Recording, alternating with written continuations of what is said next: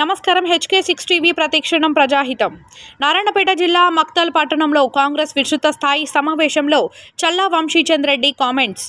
DK అరుణ మక్తల్ నియోజకవర్గంలో తన సొంత పార్టీ బీజేపీకి వెన్నుపోటు పొడిచి సోదరుడికి మద్దతు ఇచ్చింది.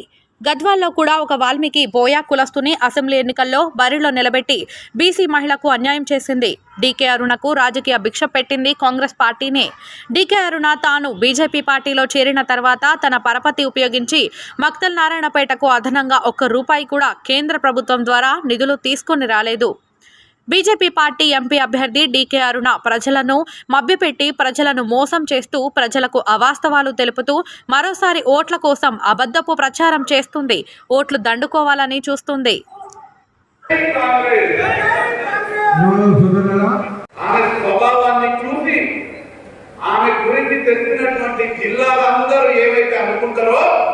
ఉమ్మడి పాలమూరు జిల్లాల డీకే అరుణ గారి వ్యవహారం తెలిసినటువంటి ప్రజలందరూ కూడా ఏమనుకుంటారో అదే మాట రేవంత్ రెడ్డి గారు అన్నారు.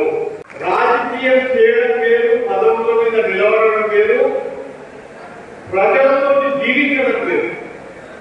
ఈయన ప్రజలతో జీవిస్తున్నాడు.